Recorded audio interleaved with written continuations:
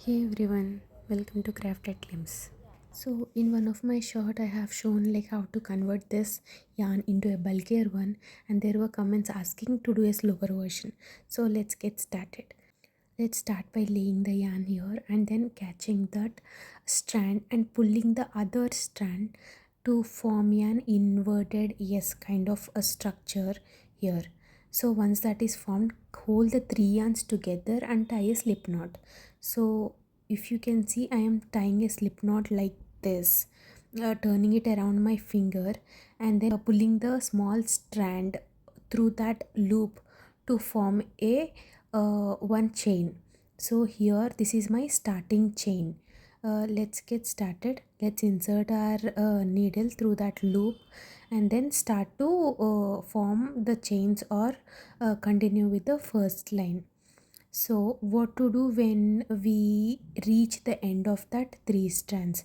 So as soon as you reach that three strands, you just pull that larger one through that loop. So you'll have one loop, pull that yarn through that loop, from which you will get the three strands again. And even if we reach that end of this three loops, we can always pull that yarn through that loop and continue to crochet. So let me just make few chains and reach that end again and show you like how to extend the yarn again.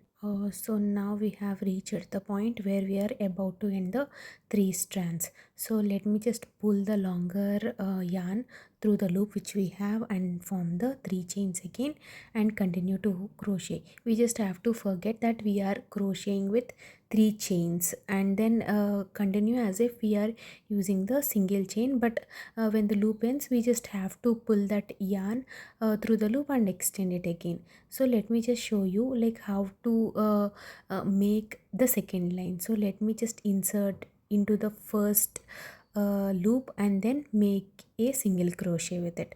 So you just have to insert that needle into the first chain or the second chain and then do the single crochet or double crochet. Now we will see like what if the loop ends. I'm just cutting my chain to show you like what if the loop ends and then how to join another ball of yarn. We will join these two yarns using a magic knot. So we should start laying these two yarns parallel to each other and then make one knot here. So I am taking the yarn from the ball and then tying a knot on top of the our current working project. So once I make a knot like this, we have to secure it tightly, and we will have the strand from our project as well. We have to tie a similar knot on the yarn from the ball as well. So we are making the same knot on the left side too, similar knot tying on the opposite direction. Once that is done, we can start pulling the ball of yarn, and the our project we should be able to move the two knots together and make it secure enough. Once that is done, we can just trim off the excess ends. So even if the ends are trimmed, the knot will be secure enough and we can just consider it as the continuing string, and then we can start to continue crochet. Since my three strands are ending, I'll pull the longer yarn which we have joined and then make the three strands again. So this is how we continue to crochet, making the small or the thin yarn into a thicker version. I hope I have answered all the questions of how to make second chain and also how to join another yarn if the yarn ends. So I hope this helps, and if you have any further more questions, I am happy to help. Please drop a comment.